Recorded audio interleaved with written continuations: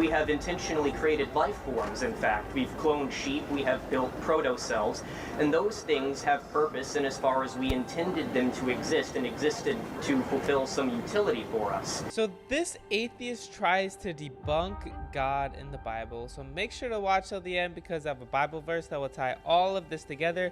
Let's get right into the video. Shout out to Cliff and give me an answer. Aren't you making an artificial conflation between utilitarian value and ethical value and saying that having a purpose gives you value? You're right. I am saying that if she is an accidental collection of atoms, for her to argue that she has innate worth is an exercise in la-la land. It's a fantasy. It's an illusion. It's a personal taste. Like, do you like broccoli or do you like asparagus? Well, Cliff, I like broccoli. All right, that's her taste. It doesn't mean that broccoli is better than asparagus. It's a taste she has. So, do you think you're worth anything? Yes, I think I'm the greatest. Okay, well, that's a taste. No, I think I'm a loser, because I'm not a whatever. That's a taste. So my point is, if in reality she's simply a hunk of primordial slime evolved to a higher order, to argue that she has innate, objective worth is egotism. It's just a flight into fantasy land. Because in reality, she's no different from this. This is matter and energy, and she's matter and energy, and... Yes, it does, but perhaps I'm just slow today, but I still don't see that you've answered the question. What you seem to be saying is that God is capable of having tastes, that by way of being tastes held by God are objectively binding rather than merely relative. And I don't see where this comes from. Okay, great question. If God has a character that is just, if God is a thinking being who can create a value of justice, then that value is real, it's objective. If there is no creator who can create the value of justice, then obviously you and I create the value of justice. But that's just the result of our minds concluding this is just, this is unjust. There's no real value of justice. We just create it in our heads. Well, first, if you have created a value of justice in your head, that justice is real in as far as you have successfully created it. But more to the point, why is it that the justice created by God is real if he did have to create it, whereas justice created by us is not real? Because what is justice based on? It's based on the dignity of this person. What's unjust? Injustice, or being unjust, is me devaluing this human being who has an innate value. So, if she has no value, I can steal her backpack, I can stamp on her, because she's trash. But if she has innate value, then for me to steal her backpack, or for me to step on her, is a denial of her innate worth. And that innate worth can somehow be conferred by God, where it is not conferable by mere human beings. Precisely. Because God is eternal, he's the one who created her for a purpose, so she's more than a cosmic accident.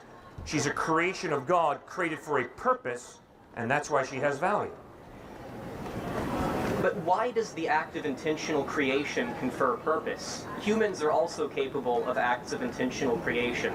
We have intentionally created life forms, in fact. We've cloned sheep, we have built proto-cells, and those things have purpose in as far as we intended them to exist and existed to fulfill some utility for us. Do those things have an innate value by fact of having been intentionally created that other organisms, say a sheep that was not cloned or a proto-cell that arose according simply to the laws of determinism, do not have? Our gifts of creativity are awfully exciting. And yet, as the scriptures would insist, our gifts of creativity reflect the Creator. And although we can be creative, we are not eternal beings who are all-powerful the way God is. Our creativity is a small reflection of the creativity of God. So yes, we can attach value to people, animals, objects. We can sell one object for $1 million and another object for 50 cents. So we obviously can attach value. But to attach value in an objective way to a human life. In light of the fact that we're all human, and if there is no God, we're all the result of chance and fate, chance mutations, natural selection. Well, I mean, that's a nice bias, but it's just a bias. It's just a taste. It's arbitrary. It's not real in the sense that if you contradict it, you're wrong. If I contradict it, I'm wrong. How is the attribution of value from God any less arbitrary than that, though? You've raised the point multiple times that God, if he exists, is eternal, as if the argument somehow hinges upon this, as if a subjective standard that exists in perpetuity is indistinguishable from an objective standard, and I don't see that this is obvious. Okay. In order to have value, in order to have worth, in order to have a value of justice or compassion, you have to have a thinking mind. Inanimate matter has no ability to grasp justice, compassion, the worth of a human being. It takes a mind to understand those intangible, non-physical concepts. That's absolutely wild that he thinks just because you can clone sheep, which I don't think you necessarily can. Yes, you can modify some genetics or whatever, but you can't like completely create a sheep on your own. Cloning is totally different. But yes, we are created in the image of God. Therefore, don't you think we're going to be able to create because God is the ultimate creator? If there is no mind prior to the human mind, then it's obviously the human mind that has created right, wrong, worth, lack of worth in our heads, which means it's simply a construct that we've put together. It has a beginning. It's not absolute in any sense. It's something we've created with our thinking. But if there is an eternal being who created reality, and not only did he create matter and energy, but he also created values of love, compassion, worth, and justice, then it's possible that those intangible, unseen values are real and not just the figment of the human imagination or the human mind. Perhaps there's some sort of problem of communication. I feel like you've already had to make that point, and maybe I'm a little dense for not getting it after the second time. But God having created reality and then proceeded to create values of justice, of truth and beauty and so forth, that act of creation on his part does not seem distinct from such an act of creation on the part of an individual human being. Although his consciousness, if he did exist by nature of being eternal, would precede ours, there is no obvious standard by which we might judge the values that he creates to be superior to the values that we create. Is it simply the fact that he came before us? Does he have primacy by nature of having been here first? Or is it superiority by way of having been responsible for our creation, such that we are supposed to defer to him merely because he is our creator, as if there is some value in that? It has to do with the fact that he is God and I am not, which means he is eternal, I am not. He's all-powerful, I am not. He is perfectly just and holy, I am not. I'm a mixture of good and evil. He is not a mixture of good and evil. He has the ability to create on a far more massive scale, a far more deeper way than I do. For instance, God created something out of nothing. You and I can't do that. You and I cannot create something out of nothing. God can. So that's an example of how God is a being of a totally different order than you and I are. Now, you say that the reason God's standards are binding is that he is perfectly just and holy by nature of being of a different order of being than we are. But were we not just discussing that God created the standards of justice and holiness? It doesn't seem that it's a terribly convincing argument that his will is the will to defer to in these matters because he is perfectly just, when the standard of justice is a standard that he himself set. Exactly. If he's God, then he could create whatever world and problem in society and law that is right and wrong if he wants. He can decide whether something is right or wrong. And who are you to say that it's not okay if God decides what's right and wrong? Then he's not just because he's just deciding what he can do. I misspoke. God did not create justice. God's character has been just throughout eternity.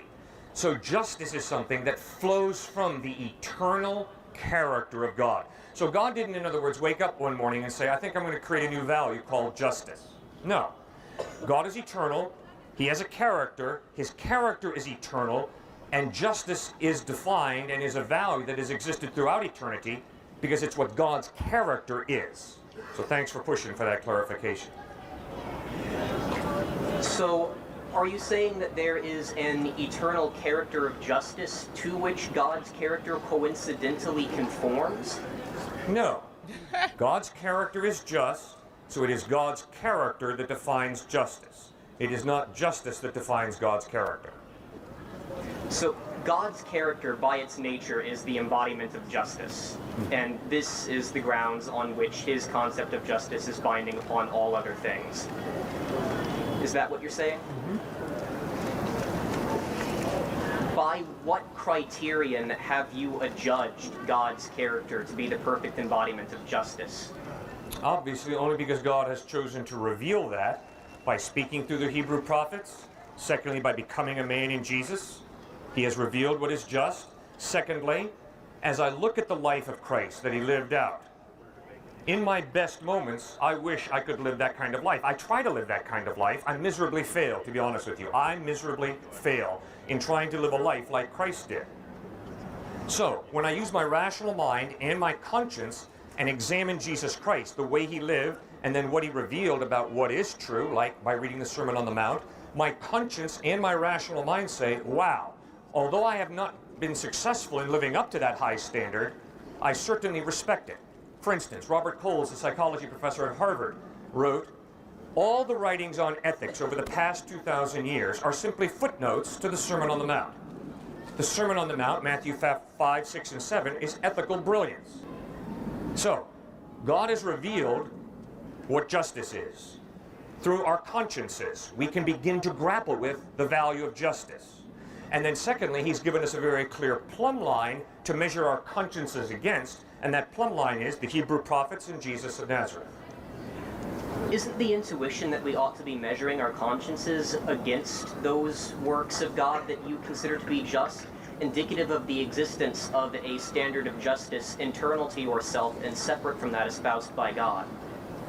You are, in other words, judging these acts of God according to a standard that you hold, and judging God just based upon his conformity to your standard. Yes. So how is that different from case 3, in which justice is determined individually by humans, wherein you have now determined as an individual that God is the epitome of justice? As a thinking human being, I have to grapple with the pursuit of truth. And Jesus made some truth claims. The Hebrew prophets made some truth claims. And so I, as a thinking, rational human being, have to look at those truth claims and ask myself, does the evidence point to those being reliable, credible, or does the evidence point to those being ridiculous, off the wall? Yeah, and it's not like he's just saying, I'm conforming what I think is the best form of God, which is the Bible. He's not just forming God in his own image like a lot of people like to do. But when you realize that God is perfect and he knows all things and he is just and righteous, when you look at the evidence, it points to the God of the Bible. The God of the Bible is the most reliable. I have a lot of friends who used to be atheists, and now they are following Christ. And one of them went to Harvard, and now he is a member of the church that I pastor. And he was real blunt with me and real honest with me. He said, when I went to Harvard, I wanted to live a certain lifestyle that was pretty promiscuous. I sort of in the back of my head thought that God existed. So when I lived this promiscuous lifestyle, I experienced guilt. But I figured out that the way to deal with my guilt was to wipe God out of the picture, because that would free me to live a morally relative life, to embrace that life philosophy, which then would free me to live a totally promiscuous life without any guilt. And he tells me it worked. But then he met this woman, who he's married to now, who had a relationship with Christ, and she began to challenge him. to love him, to be patient with him, but to challenge him to think more deeply about why did you buy into atheism? And he eventually broke and was very honest and said, I bought into atheism not because of some profound intellectual process, but I became an atheist because I needed to be able to justify my promiscuous lifestyle without having to carry around the baggage of guilt that I had done something wrong. Dr. Tour said in my interview with him, sometimes he thinks that a lot of people who say they're atheists, it has to do with their genitals. And that could be the case for a lot of people. They want to sleep around with whoever they want, and it's so they don't have anyone telling them it's wrong. Appreciate that kind of honesty tremendously. So, when this man converted from atheism to Christianity, was this not simply indicative of his personal, internal, and relative standard of morality being revised by the actions of things in his environment, in this case, his wife, on his own consciousness? No. I think the evidence is that every human being, be we atheist, agnostic, Hindu, Buddhist, Jew, Muslim, Christian, we all have conscience. Like it or not, you have a conscience. I have a conscience. The fascinating thing as I study conscience is, I don't automatically change my conscience, I argue with my conscience. Now, in my arguing with my conscience, I can get to the point where I sear my conscience so many times that my conscience gets quieter and quieter. I have done that. I have done what I thought was wrong so many times that I began to rationalize and be able to justify doing what was wrong. But if I will allow my conscience to speak to me, it will make me aware of the fact that indeed there are objective morals. And when I violate those objective morals, I experience guilt. Through what mechanism is it that an unseared conscience is capable of ascertaining objective morality? All you have to do is watch a child get abused. Then you ask yourself, is it objectively wrong to abuse a child? And because that's such a clear issue, I think the answer is abundantly clear to every one of us here. The abuse of an innocent child is absolutely wrong. Now, the intelligent professor, though, says, wait a second. It's not that clear cut. What happens if you've gone down in a boat at sea? There are 6 of you swimming in the water. There's one life raft that only fits 5. The 6th will make the life raft sink. So if you're one of 6 swimming around in the ocean with a life raft that only has room for 5, what are you going to do? And the point of the professor is, you see, morality is relative. But here's where I disagree with the professor. The only reason that that is an ethical dilemma, gosh, what do we do, guys? There's only 5 seats and there's 6 of us, is because we understand the value of human life. If we didn't understand the value of human life, there would be no ethical dilemma. I blow you away and I take the seat. It's not wrong for me to blow you away or dunk you under and hold you under until you drown. You see, the only reason you've got an ethical dilemma there is because you treasure human life.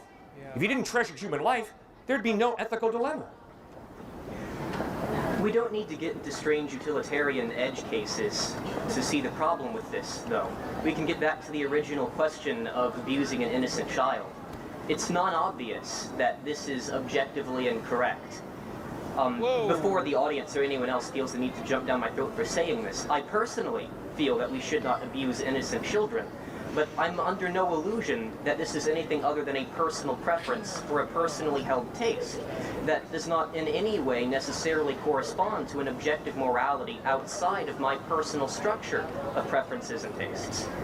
Now, when you were speaking of consciences earlier, particularly the unseared conscience that you have not repeatedly abused by doing things that it has told you already are incorrect, you spoke as if that conscience somehow transcended structures of personal preference and taste and was in contact with an objective morality. And I am still curious as to exactly how that is supposed to function.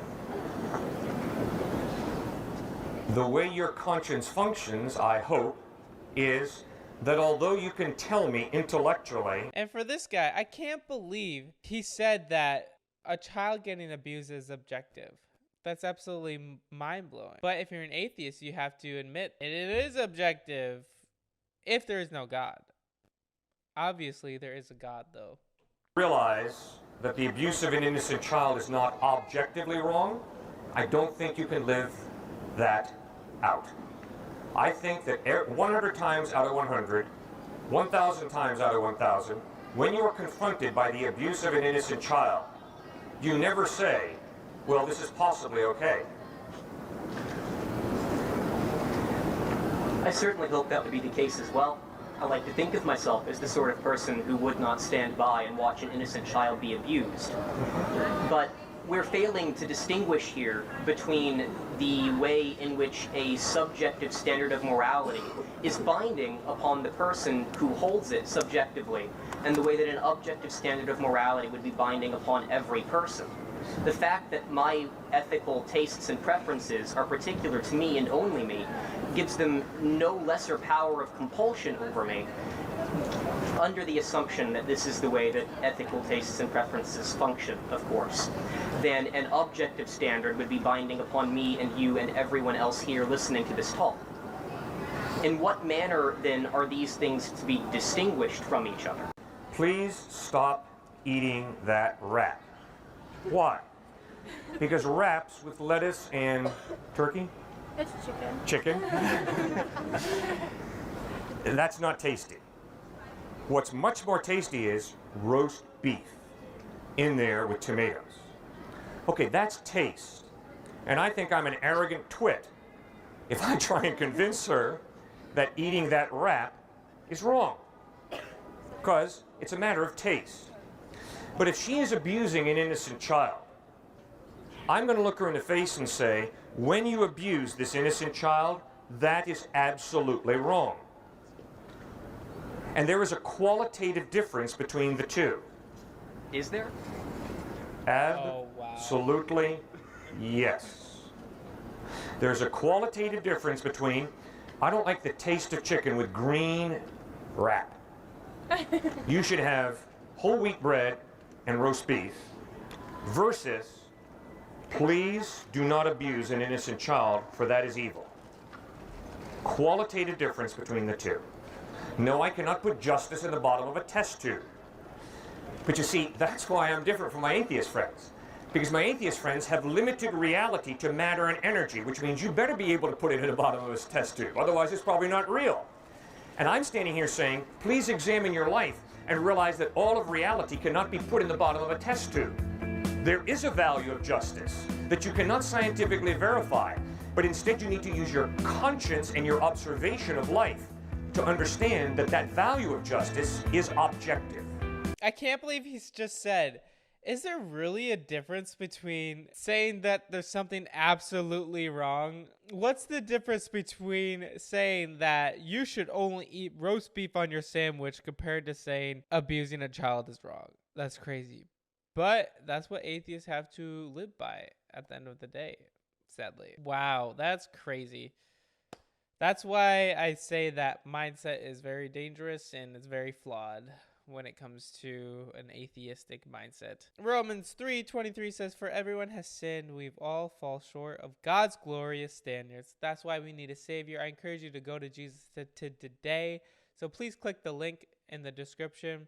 It will help you decide to follow Jesus for the first time.